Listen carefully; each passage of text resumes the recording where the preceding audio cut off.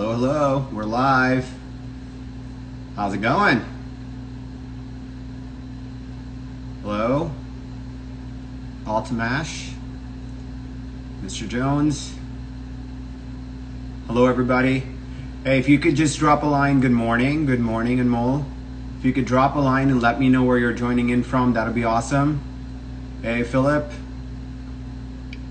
All right.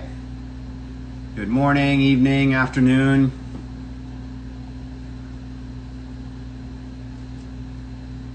A happy long weekend to everybody in the US, and thanks to everybody else that's joining. Hopefully you're enjoying your Sunday.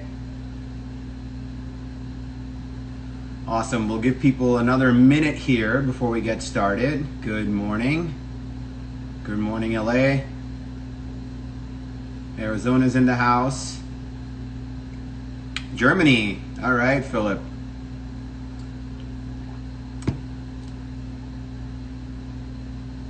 Good morning, good morning. All right.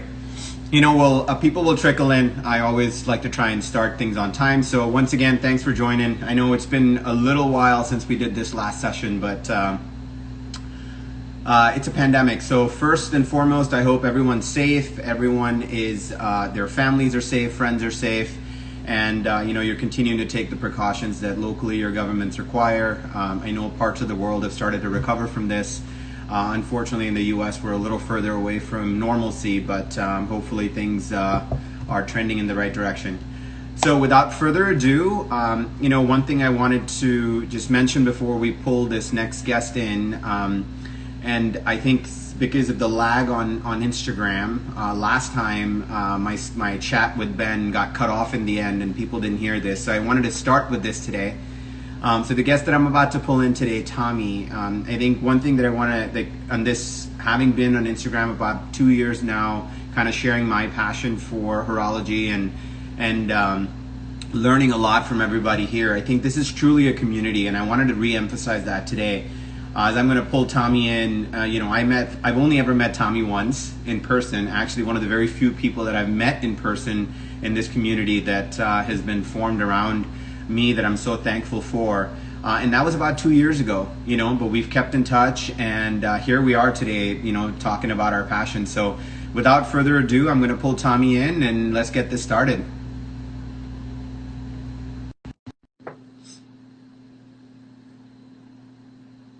Can everybody hear me okay? Can someone give me a thumbs up on that? Hey, hands on time. Hey, Hey, Tommy. what is up? How Hey, are man. you? Good, and you? Good, Uh, man. Happy Sunday. Thanks for Happy joining. Sunday. How's everyone doing today? Things are looking good. We got people from all over the world, you know, joined in to hear what you have to say. My dad's online, so no profanity today, okay? All right, I'll try. That might be hard. That So, might be hard. nice. All right. Well, so without further ado, how are you doing, first of all? I am doing well, man.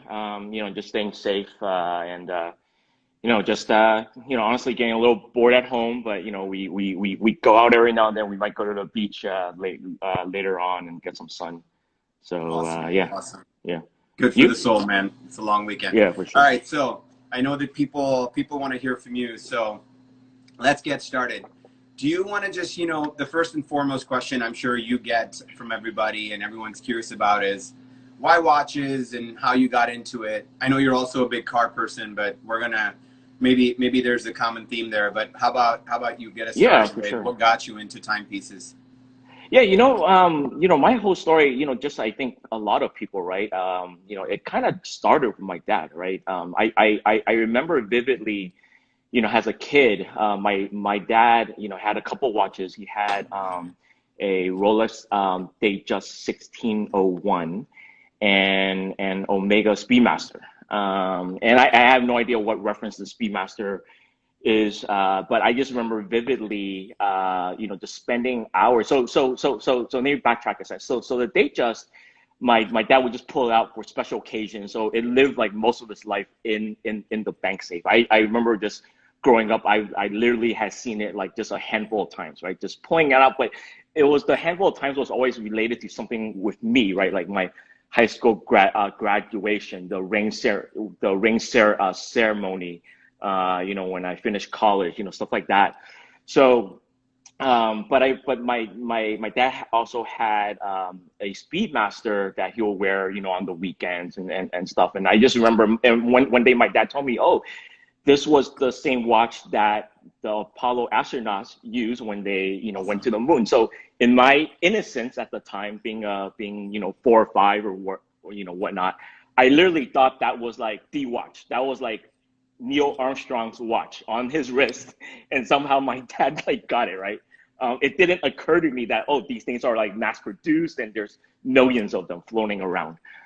So anyways, I just remember, playing with the watch in my dad's room, in my parents' room, just hours on end, playing with the chronograph. And yeah, that's how I just got into it. And then I later, got into cars a little bit. I think I'm more a watch guy than the car guy these days. Cars, when I was growing up, I kind of went through the Fast and Furious phase, right? Yeah. I had this like Mitsubishi Eclipse, and I riced it all out and dumped, a bunch of money into it. Thankfully, I finally outgrew that, and really just started, focusing more on watches, and it's become, a really fun, thing for me to do, just collecting and just learning about watches.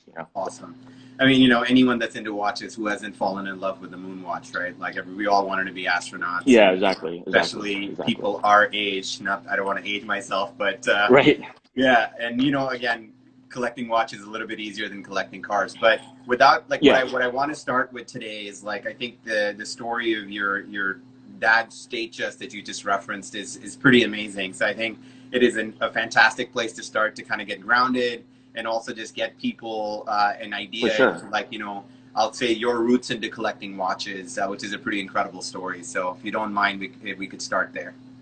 Yeah, so my dad's they just like I said, it was something that my dad had. It lived most of his life in the bank safe. He pulled it out, for like special occasions. Like I said, I only seen it like a handful of times.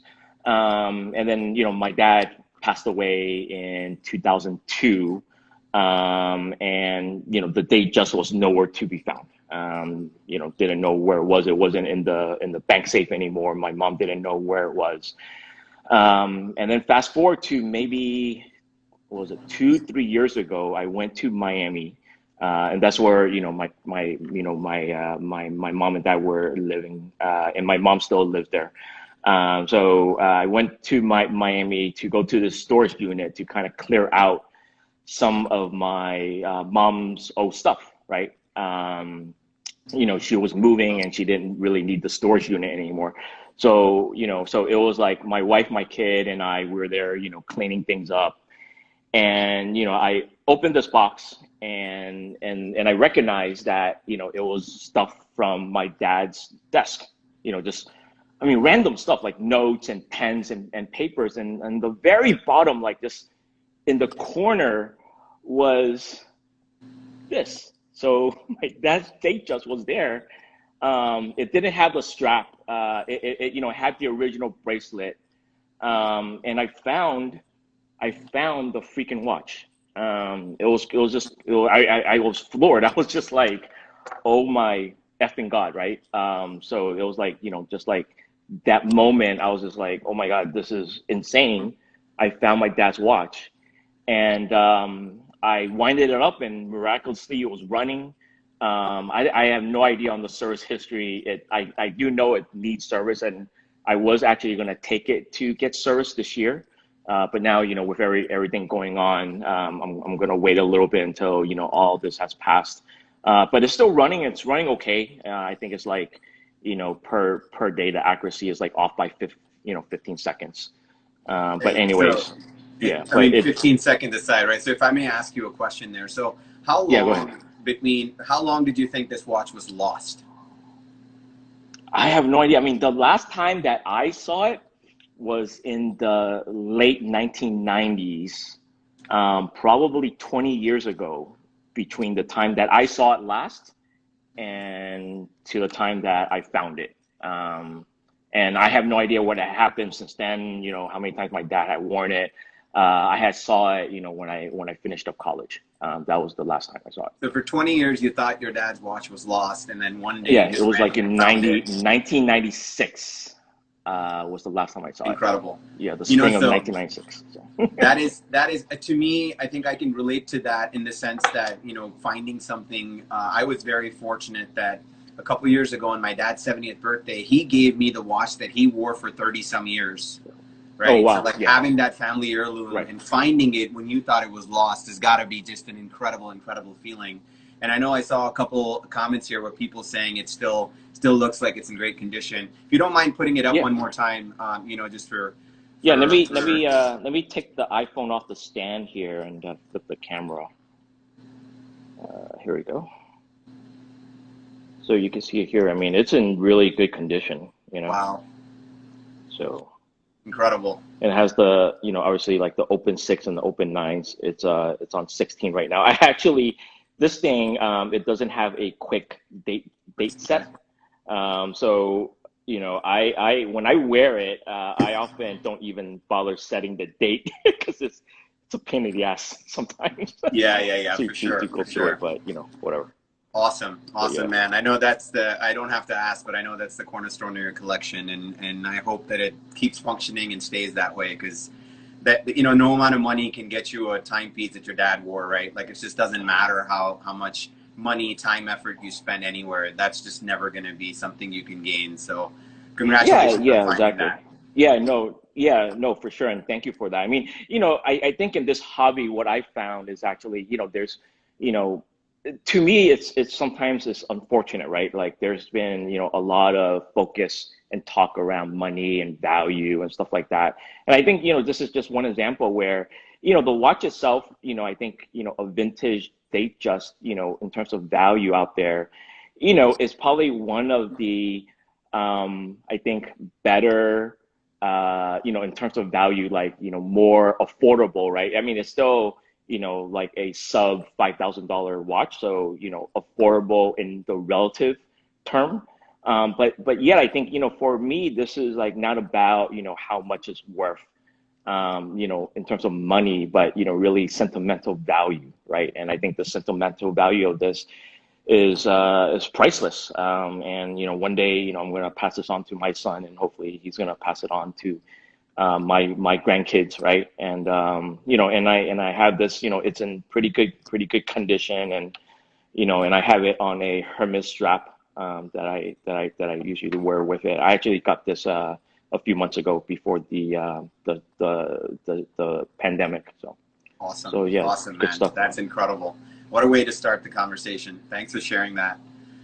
So, Yeah, for now sure. talking about, family heirlooms and what's important, why collect watches, to collecting watches that are, I guess have history and then desirable today, right? So I know Right. the next piece that any and every watch collector today that wants one is the Daytona, right? Ah, the It went from Daytona. being Yes. from the stories that we hear that seem completely fake today, that jewelers would actually give some of these away for someone buying a Datejust, at the time, or buying Right.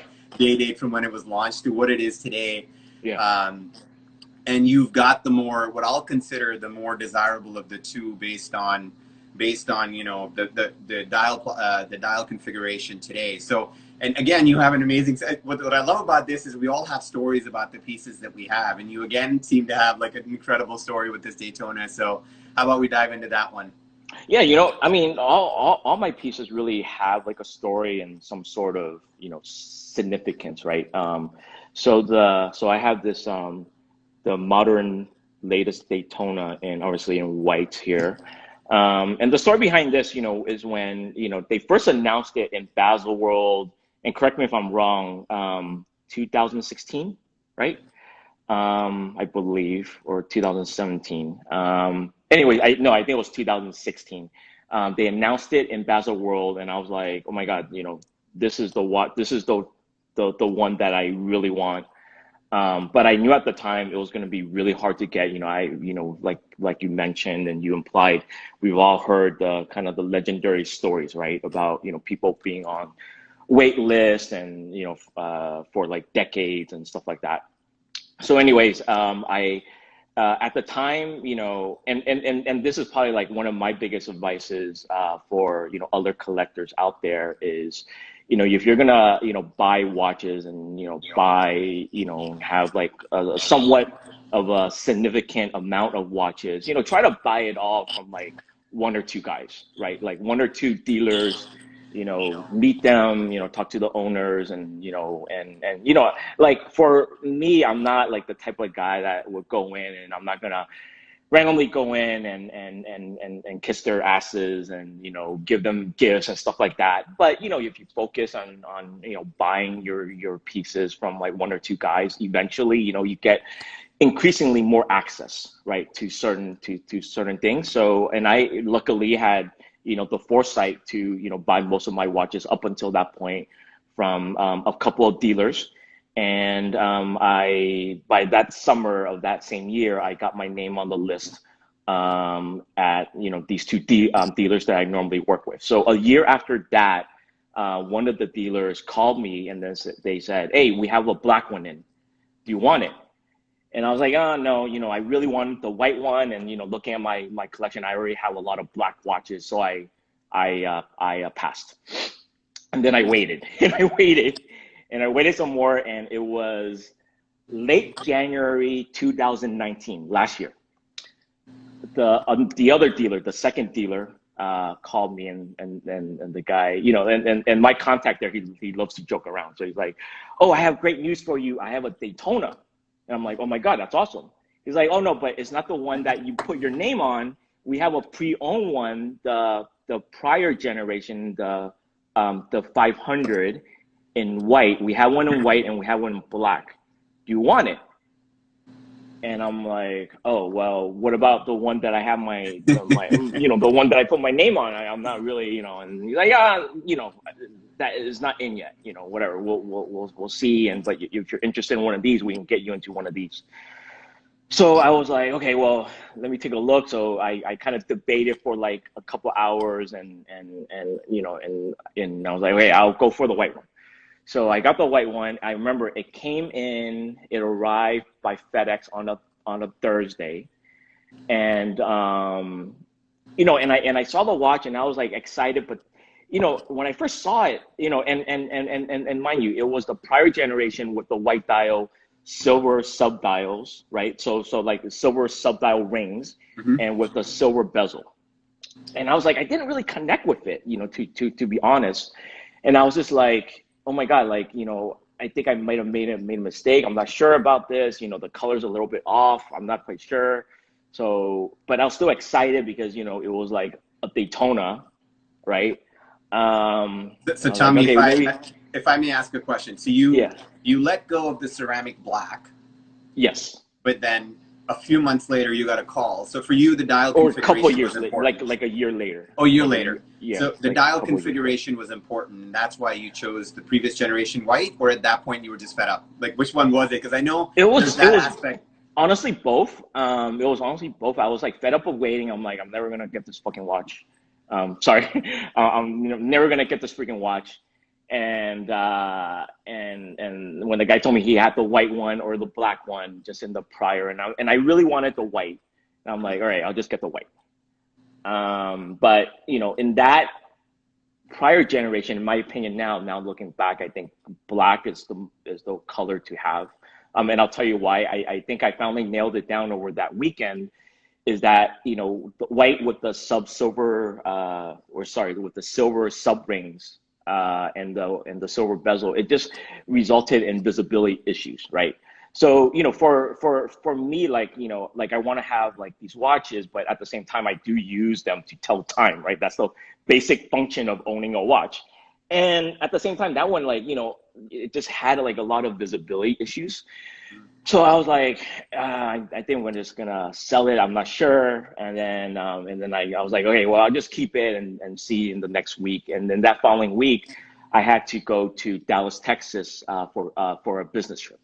So I remember Monday morning, I was in LAX in the American Airlines lounge, and the guy calls me. And mind you, these guys are on the East Coast, right? So he calls me, and he goes, "Oh my God, I can't believe it! Your white Daytona ceramic just came in. So, And so you how want it. long between the last phone call and this phone call?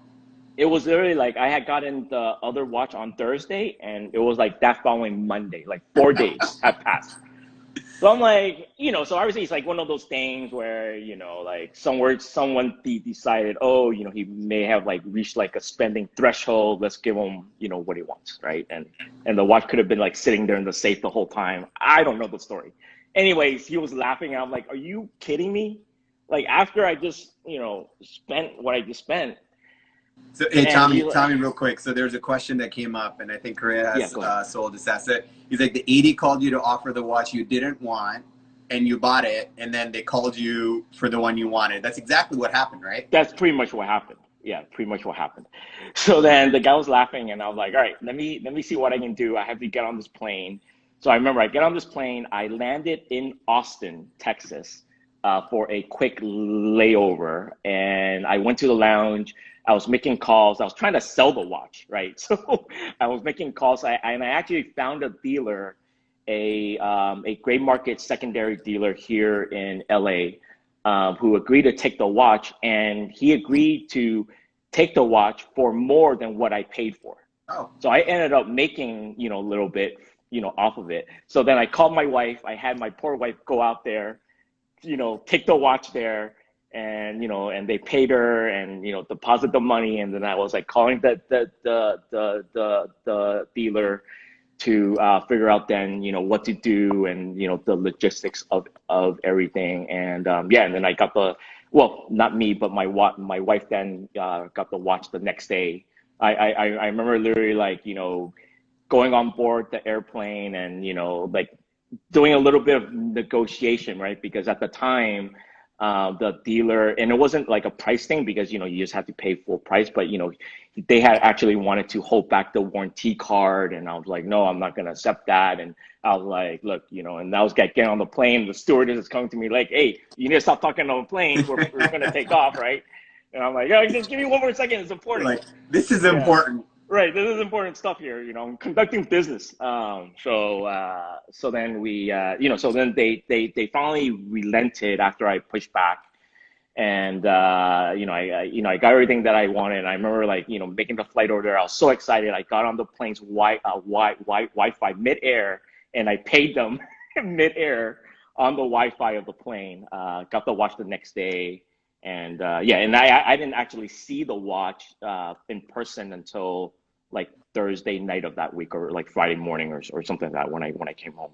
So, but yeah, here it is here, and let me flip the camera Yeah, here. yeah, go for it. I Well, mean, congratulations on that while you do that. Yep, that's yeah. So this is it. This is it right here, and I actually have worn this a lot. I mean, it's pretty scratched up. I mean, you can tell from the clasp. I mean, obviously with the polish center yeah, the links. polycenter links with a Yeah, scratch it's with magnet. But hey, the Tommy, scratch I'll magnet, say but this, and this comes from a great place from my heart. But I think it's guys like you that can get two is the reason all of us can't get one. So right. congratulations to you. Thank you. I'm happy you I got appreciate one. it. So that's phenomenal. And again, guys, this is where I think it's just so incredible, right? We all, any and everyone, it doesn't matter that it's a Daytona. It doesn't matter that it was the one particular combination of a Seiko or whatever you wanted, right? Every one of these has a story. And everyone I talk to has a story about a particular watch that keeps me excited about this and actually meeting people and hearing this from them. So I guess this tells you, don't get disheartened, and you never know, you may be getting the next phone call. So on this, there was a question that I did want to actually make sure and if anyone has questions, please, that I want this to be interactive, and Tommy's, that's why we're doing this live. So please send your questions in. But there is one that came in on this is like, and I think is a good point to ask that. Actually, we'll hold it till after this because I think it Okay. probably will be a little bit more applicable. Okay, for So sure. then, we get into what we consider, sure, the Daytona right now is super hot, right? And it's there. And it's got a lot of history and provenance now with everything that's happened and just kind of where Rolex is today. Right. But then, this next piece that you have, this is what would be considered like the ultimate, one of the Holy Trinity brands. It's, the basically the three cornerstones of, if you want to call today's horology, right? Like at least in terms of what survived. For sure. So tell us a little bit about, and there's a lot of, like, I've answered some of the questions, and I've actually selected a few that came in about your overseas. So tell us the story about this, because this is, again, that's kind of awesome in what you've shared with me. So let's talk Yeah. about your overseas, and then, you know, I'll share some of the questions that have already come in about this one. Yeah, no, for sure. Yeah. So, as I kind of got into this year, I think I've amassed, a lot of watches. I have actually, and sometimes I am a little embarrassed to say, but 16 watches right now with no plans to get any more. What I kind of did there was I just bought, like, in my early days, I was like, okay, let me just buy the biggest case I can find. It's like a 15 slot case. And I'm like, all right, I'm just gonna fill this bad boy up. And I'm actually one over right now. So my whole collecting philosophy, just backtracking a second, is like, one in, one out, right? So as I kind of, bought and bought some watches, I try to get, watches that are better than the prior one, right? And then try to, sell what I have. But I think now I'm in a place where, I think, it's, I'm very, very happy with what I have. And, and as I kind of entered into this year, I was thinking, well, you know, what's kind of like, the end game, exit watch, if you will, right? So I always loved, Vacheron, of course, like AP, Vacheron, Patek, certainly, the Holy Trinity brands. You can even include, Lange in that conversation, right? If you kind of, think of it as like the four horsemen, if you will. And I was like, hey, well, I've always wanted sport watches, right? And I was, obviously the 5711 is impossible to get, right? And I was like, hey, well, it's really between the Royal Oak, the 15202, which, some of our mutual friends have, and I've been lucky enough to, to try on theirs and play with theirs a little bit. And the overseas, right? The overseas, that was the latest one that was introduced, a couple of years ago, the 4500B in blue. As I found out, right, the two dealers that I normally work with, they are not AP nor Vacheron dealers. They are Rolex dealers, and they sell, other stuff, as well. So I had to kind of go on my own. So I went to the AP boutique, tried to get a 15202, and basically was like laughed out the store, and, and all that good stuff. And, I was a little bit, disheartened, and I was like, hey, well, if I can't get that, you know, maybe I'll take a look at the overseas. And my birthday was coming up, and my wife was asking me what I had wanted for my birthday. So I jokingly told her, yeah, how about you get me this Vacheron, overseas in blue. She's like, oh, okay, why don't you send me a link to the website, and I'll take a look. All right, so I sent her a link. We always joke around. My wife and I, we love joking around with each other. We're constantly playing pranks on each other, stuff like that. That's kind of our little relationship, right? So my birthday comes, and there were like some weird things going on too, because all of a sudden, like, I would hear her, she's like talking to like having, like, stepping out of the house and making phone calls, and just, suspicious things going on. um and then come my birthday, it was June 21st this year. It fell on a Sunday. It was also Father's Day. um and they, presented me with this gift, and I start opening it up, and my son goes, "Oh, we got you, we got so okay." So let me backtrack. So first, when they purchased the watch, they got a, bunch of extras. So they got like a Vacheron belt and this book. So they presented me with the belt and the book, and I'm like, "Oh, this is great, awesome." And then they finally presented me with the watch, and my son goes, "No, we got you this wooden box." Oh, I'm like, oh, okay. So I open it up. I see this like cool wooden box, and I'm like, and I'm trying to like, open it and trying to get it to open, and it didn't really open at first, because I think, there's like a little button that you have to press and stuff like that. So I didn't really see it, and my son goes, "Oh, we got you a box. It's like a jewelry box," and he laughed, and I'm like, "No way!" And then so I finally popped it open, and it opened up, and I saw there was like this watch here. I'll Incredible. take it off. And then I was just like, I was floored. I mean, I almost started to cry. But yeah, it was just it was amazing. And you could tell in blue. I mean, even with this blue here, I mean, you could tell me how amazing this is. It just looks like sapphire, right? It's like they literally cut out like a piece of sapphire crystal for the dial. Um, so anyways, I got that for my birthday, and it's really been, like on my wrist virtually every day since.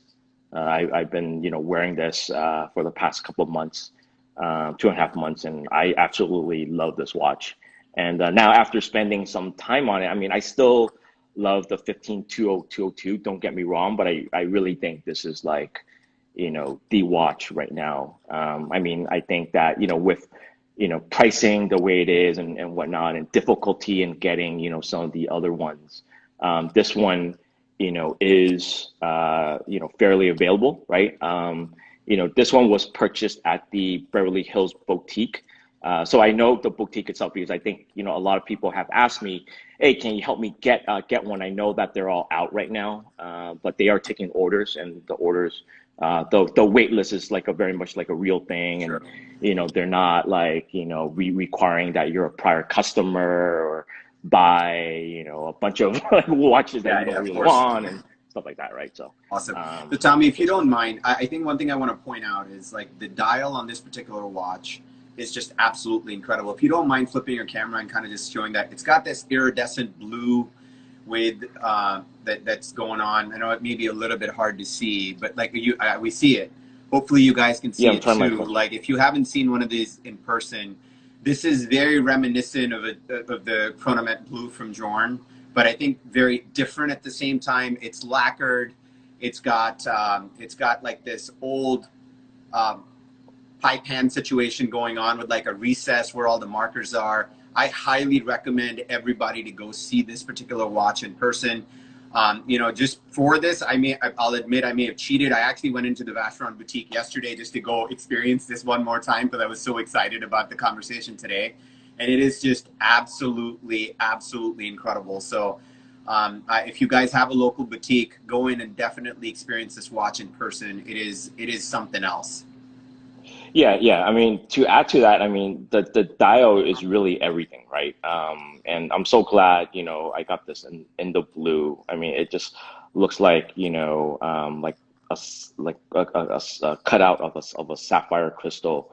And the story is that Vacheron actually worked with the same manufacturer that produces the dials for Bjorn, right? Or so I've heard, and I think they spent anywhere from, like, I heard the rumor, anywhere from 6 months to over a year, just working on this dial to I get it don't right. doubt it one bit.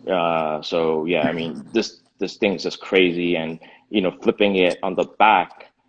So the movement on this, is the new 5100 movement. So my movement is actually a little bit different. It's the 5100 slash one. So slightly updated. And I think the movement, the story is that they had quietly updated or upgraded the movement sometime last year, like late last year, I believe. And they used the 5100 slash one movement from another watch that they were using. And I believe, and I'm not 100% sure, I believe that one is discontinued now. And they replaced the rotor with the 22 karat gold rotor because I think that one was like a Tuscan rotor.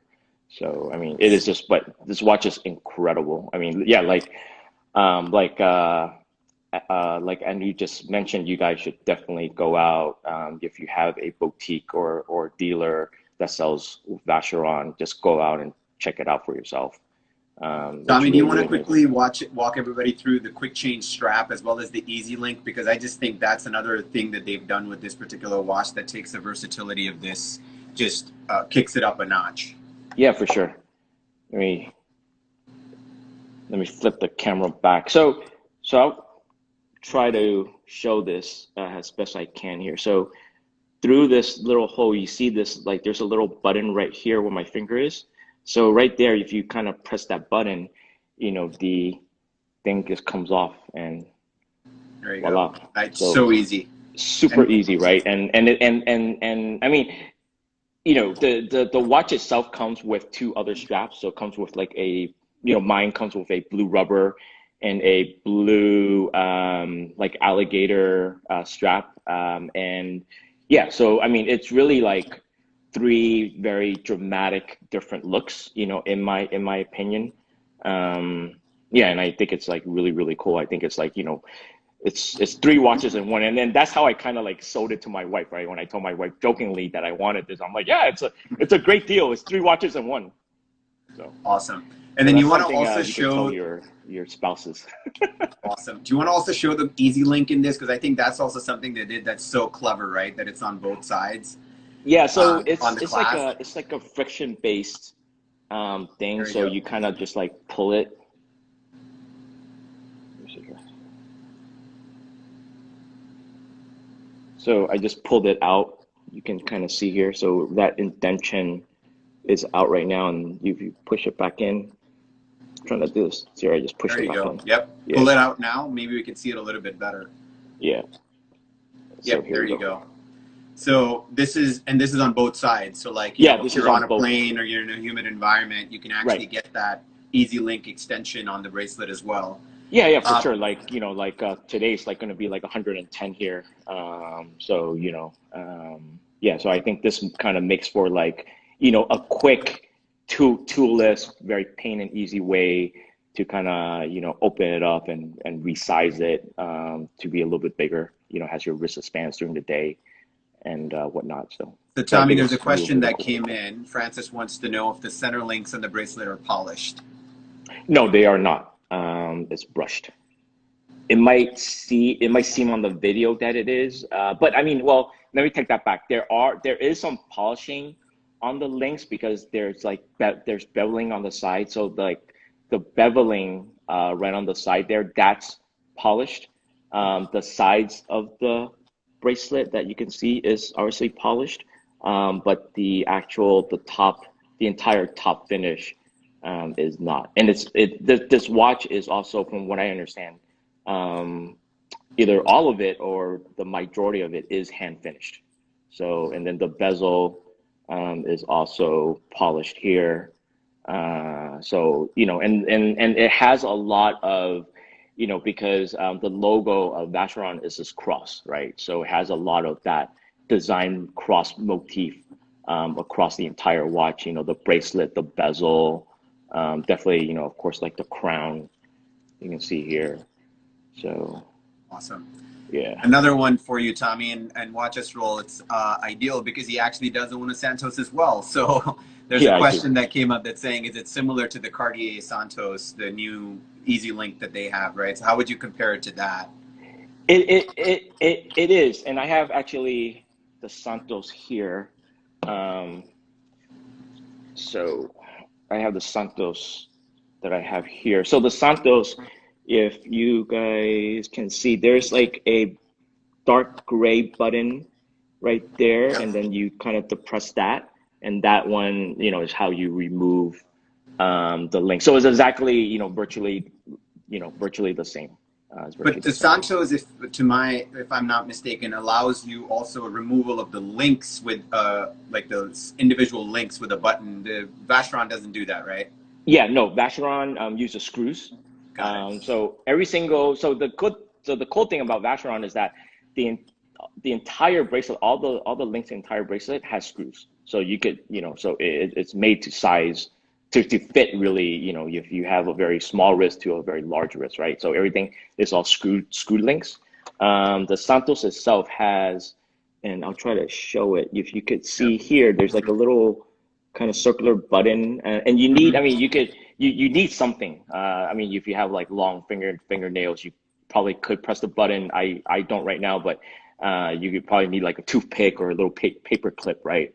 Probably like a toothpick if you don't want to scratch it, but yeah, with a toothpick you can kind of, press it. It presses out, and then all the links come off. So it's very much similar to, and I have the IWC, the engineer, the prior generation engineer. That one has a quick like a easy a link change system as well. Not for the bracelet doesn't come off like that, but for in terms of sizing, right? So it's very similar to that system. Awesome. All right. Well, so there are a few questions still coming in and some that were submitted. So I think one you answered, you know, well, I'm going to ask this again. I think you could probably see it. If the 41 millimeter AP Royal Oak dial was available the same time as this, which one would you get? So I had actually tried on the 41 AP. I mean, my wrist size is about like, 6.75 inches, about average. The 41 to me doesn't fit that good on, just from I guess the way that my wrist is shaped, like where the lugs come down and the bracelet comes down, it tends to kind of wrap at an odd angle, and it leaves like spaces and gaps. And I really have wanted, and that's why I settled for the 39, right? So the 39 really like fit my wrist the best, and then I think secondarily the 39, the 15202 is really like, the one that is most consistent with with the original. Sure.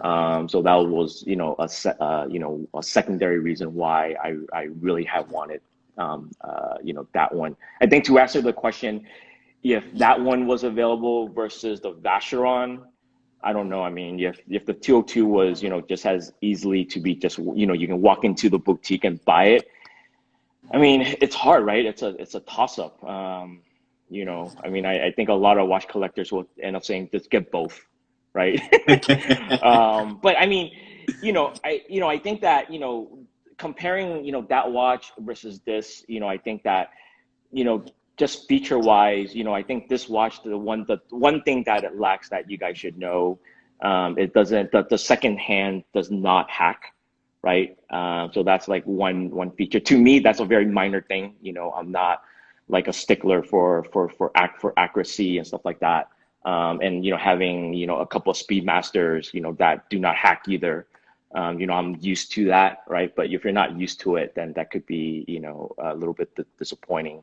Obviously, the 202 doesn't even have a second hand, so that yeah. goes So the out the window 202 anyways, doesn't right? have a second hand, so that's pointless. But Yeah. from what I know, the 202 doesn't have a quick date set, right? So I think that was like one thing that like would be a little bit annoying, about that one. But I think they're to me they're equally as good, and I personally love. I'm a big believer now in the overseas. I think that if I was forced to pick one, I would still pick the overseas. Right? Awesome. It would be very, very close, but I'll still go with the overseas. Now having, having this watch for a few months. So. Okay, so I think there are a couple other that came in which you've answered, but I will say Cars and Watches asked, what was this your first choice, or because you couldn't get another watch? I think we've gone over that already. I think we'll have two others here, and if any other ones come in, we'll certainly take those on. I will say Tommy has an amazing collection, so please check out his account. As he mentioned, there's, we only talked about 4, there's 12 other watches. So check out his account. Lots of different diversity there. He's a big IWC guy as well, which, given time, we weren't able to cover. But so Boeing asked, why is Vacheron so underrated? So I guess you should go first on this in terms of your opinion. Why is Vacheron so underrated? I think that when I see Vacheron, I think it could be maybe, it's not as hyped up, as the other two. Maybe it's a little bit of, their lower marketing spend. Maybe it's a little bit of also, us being in LA, right? Like, we see a lot of celebrities wearing Patek, AP, Rolex. I think it's a little bit of that. In my opinion, like when I see a guy with a Vacheron, like I know he's like a watch enthusiast, right? He's a collector, right? That's not his only piece. So I think that, in my opinion, I think that, just looking at, the way that, values and the availability of, this particular piece, the overseas, have gotten rarer and rarer just in the past couple of months since I got in mine. I think that it's a up and coming, brand. I think that, if you're able to get this now, if you're in a position to get this now, my advice is to try to get it now, right? I think that, this is, in my opinion, and I could be wrong, but in my opinion, it's heading towards that trajectory, similar to the Royal Oak and the 5711. It may not ever reach that level, right? But I think, definitely values are going up, and it's becoming increasingly scarce, especially the blue one, right? I think the blue one's really the one to have. So Got it. And yeah, yeah, so that's my 2 cents there. yeah, Yeah, and I what think what what do you think? Ben's flat saying that it's, there's undervalued versus underrated, and I think that's what we're saying, right? I mean, no Yeah, one's questioning that Vacheron's and not a brand to have in your collection, or is their finishing is next to, like, it competes with anything that I've seen. Like, I spent a bunch of time with this watch yesterday and some of their other pieces. I mean, their Corne de Vache is, I mean, they have some iconic pieces that have been around right, for a long time, right? But they're for definitely sure. undervalued and a little underappreciated, I'd say, Yeah, from my perspective. But if you go and spend any kind of time with their watches and what they're doing, and I think what's happening is, since the sports watches, this is my personal opinion, um, is that sports watches have become, like, the cornerstone of everybody. Like, you walk into Rolex, you walk into, like, Patek, you walk into AP. Those are the pieces that are flying off the shelves, right? Like, and for sure. AP's trying to do something different with the code 1159. It's not taking off, obviously, but I think it takes time, right? Like, it's gonna the Royal Oak. I wasn't into watches back then, but all the history says it was pretty daunting when it launched, and people were like, "What the hell?" And today it's become what it is, Right, right? right. Daytona has gone through a similar phase. We'll see what happens with that, but one thing that the Vacheron boutique folks mentioned is that anyone walking in today is only asking about the overseas. Like, Yeah, it's really dramatically, at least in LA, it's gone from people coming in and asking about the Historiques collection and things like that. It's really pivoted to the overseas, and it's across the board in all of their watches. And hint, hint, they seem to mention, if anyone's into this watch, that there's another price increase, a second one coming through on this particular piece very soon. So, oh, not that okay, this is I insider didn't know that. knowledge, but he Yeah, mentioned that that's happening. So clearly they can't keep up with demand. And one thing that I really appreciated, the guy basically said, you know what? Yeah, there's a lot of people that are just tired of waiting. And when they come in and see this piece and they realize, after spending a little bit of time with it, what it is, people are really starting to appreciate it. But even if it's spillover demand, I think they're not sacrificing or like really stepping down. They're really getting something that's incredible. Just right, my humble for opinion. sure. I don't own one, but it's the amount of time I spent with it over a period of time, especially as recently as yesterday, was pretty incredible. All Yeah, right, we're going to be I mindful of time. Sorry, Tommy. There's one more question I want okay, you to go ahead. answer. And there's 10 minutes, and I know there's some lag generally on IG. So this is a question that comes up, and I want to know this from you. Watch Passions, hopefully I'm pronouncing that correctly. It's got a bunch of Z's in it. Uh, which is your favorite watch out of your collection, and why? And I'd like you to answer that span across all of your collection, not just the ones we talked about. Um, I think that I think that if I had to pick one, I have a lot of, for me, like I said before, it's not about, monetary value, but sentimental value, right? So I think for me, it really, kind of boils down to maybe, my Speedmaster, is the one that's like kind of like my favorite, my personal favorite out of the bunch. I think that between, these two and my dad's Datejust, the three of them are really, really hard, right? To kind of figure out like which one. I kind of would flip between all three of them. But, in terms of the Speedmaster, the only reason why is that, this is not my dad's, the one that I had mentioned. When we started the conversation, I actually purchased this. This was one of my first watches that I ever bought, and it's from 1974, my birth year. And I spent a good long time looking for it. I spent 6 months about looking for it, and I finally found one on eBay. The guy was local. I messaged the guy, and we did a in-person cash deal, outside of the eBay system, right? But for me, and the reason why is that this one reminds me of my dad's Speedmaster, and I would love to have my dad's Speedmaster. I know he has sold it a long time ago, but it just reminds me of that, and why I got into watches, and the whole story of Apollo. I was, as a kid, I was very much big into space. By the time I was 5, I was able to like name all the planets and all the moons and stuff like that. So yeah, just kind of reminds me of that, passion as I was growing up. Brings me back to my childhood, when I look at it. So Awesome. Awesome. yeah. All right, guys. I want to be respectful. Last time we went a little bit over, and I know it got cut off for people. I'm not sure if there's a lag or not, but any last questions, comments? I know there's a bunch of questions that came in about the Rolex launch this week.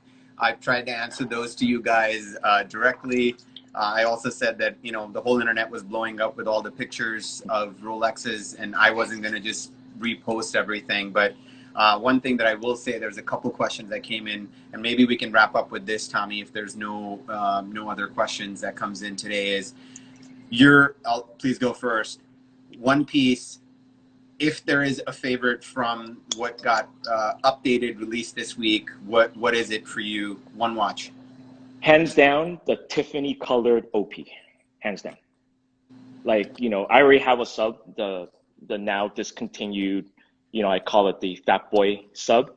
So I already have the old Fat Boy sub, and I like the new one. I mean, the new one for me, I mean, I like it. I get why they did what they did, but for me, I'm more kind of indifferent to it, right?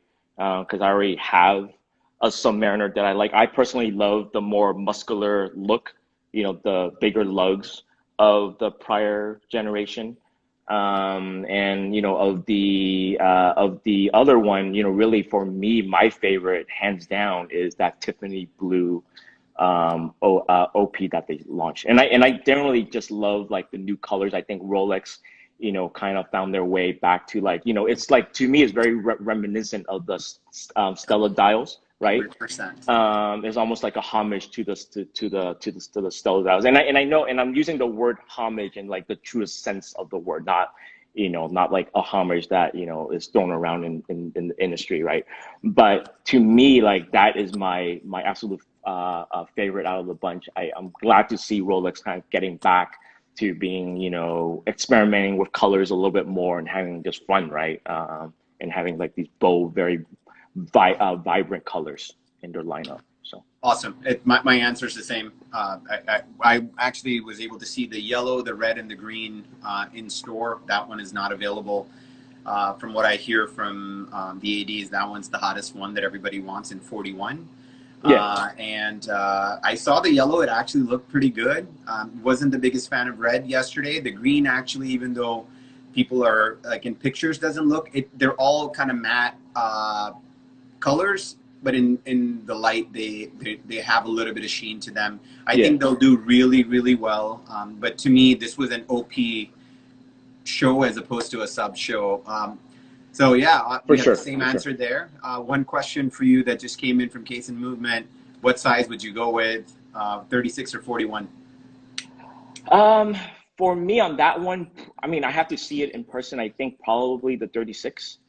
I just have to see, because obviously it doesn't have a bezel, so the 41 could look a little bit big, since it's mostly dial.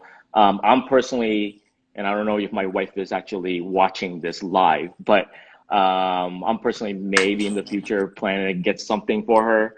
So I'm trying to figure out which one she likes. She's kind of going between like, oh, I like green. Green is her favorite color. She likes the yellow one. She likes the Tiffany one. I think the Tiffany one is definitely growing on her. If I were to get one for her, it'll definitely be the 36. For myself, I'll have to just try on the 36 and the 41, just to see, Nice. So. Nice. Yeah, I tried on the 36. If you want to see it on on the wrist, I have it up on my story. If anyone, the yellow dial is actually a 36, but yeah, likely for me, it's I could go either way. I haven't had the chance. They didn't have one in 41, but the 36 fits really well. I think I just love that oyster case. And my date is 36, and the 40 just seems big on that. Right. But yeah, we'll see. Yeah. But there's something you have to see in person. They are. By the way, she's online, so she heard you. Oh, hi. But All right, guys. I don't see that there's any other questions. If there's anything else last minute, we'll give it another minute here. Otherwise, I appreciate everybody joining in once again. And all I can say is thanks for the continued support. If you like to hear more about anything in specific, let me know. And Tommy, I want to thank you for taking your time. I know it's a holiday weekend, so thank you for taking time away from family and jumping on. And everybody else that also joined this morning, afternoon, evening, wherever you guys are at. Enjoy the rest of your Sunday, and we will talk again soon. Yeah, no, thank you very, very much. I had a lot of fun. All right, bye bye. Yo, take care. Bye. Bye. Thanks.